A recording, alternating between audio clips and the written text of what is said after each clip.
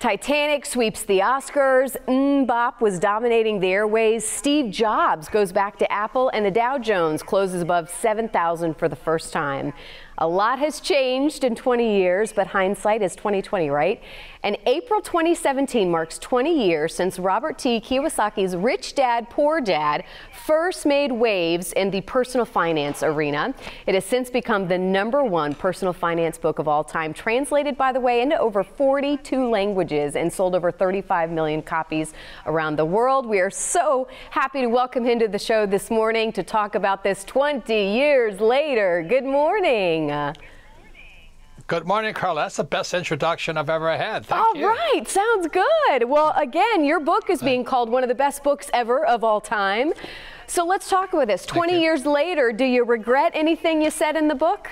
Not really, but I'm more surprised than anybody else because if you go back 20 years ago, the economy was booming. There was lots of jobs. Stock market was up and all this.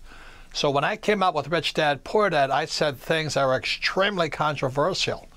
You know, like I said, your house is not an asset, the rich don't work for money, and savers are losers.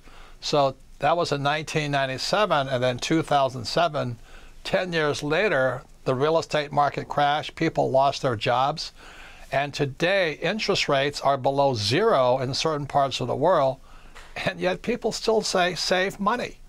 So unfortunately, the reason I wrote the book 20 years ago is more relevant today. And so that's what I'm not so happy about. I wish what I had said didn't come true. Well, and let's talk about it, because I think a lot of what was controversial was the idea of debt and you kind of embracing debt.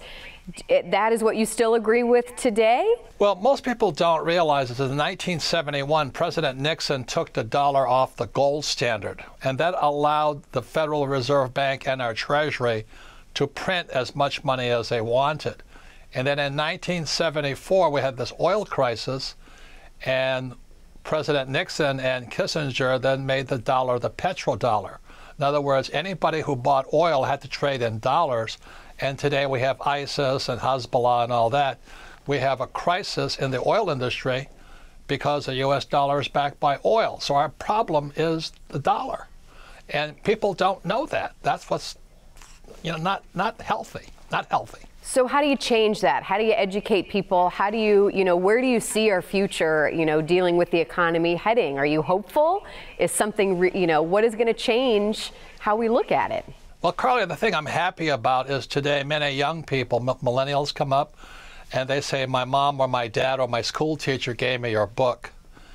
And for the young people, there is still time to change. But unfortunately, for the old guys like me, the baby boomers, we had it really easy. I graduated from school in 1969. The economy was booming. There was lots of jobs. Stock market was up. You could buy a house for $50,000 and be $1 million in a few years. Baby boomers had it really easy. But today, they estimate that 70% of all baby boomers will not have enough money to retire on. That's how much times have changed. So don't listen to the old guys. All right. So who do we need to listen to? Where would you send people today, whether young, old, millennial, already baby boomers? What's your advice today? Yeah, I would question what you were taught. For example, debt and taxes make the rich richer. So when somebody says, I don't have any money, well, in 1971, the dollar stopped being money anyway. So when the markets crashed in 2007, I just borrowed money. I borrowed nearly $500 million, and that's why I make so much money. I use debt, and the more debt I use, the less tax I pay. So it's counterintuitive. It's a paradox to people without financial education. So I say to people, I say, what did school teach you about money? And for most people, it's nothing. They teach you to get a FICO score and balance your checkbook and study economics, but that's not really money. So that's why I wrote Rich Dad, Poor Dad 20 years ago. It's a real simple book about my two fathers. And many people today say it's really changed the direction of their lives.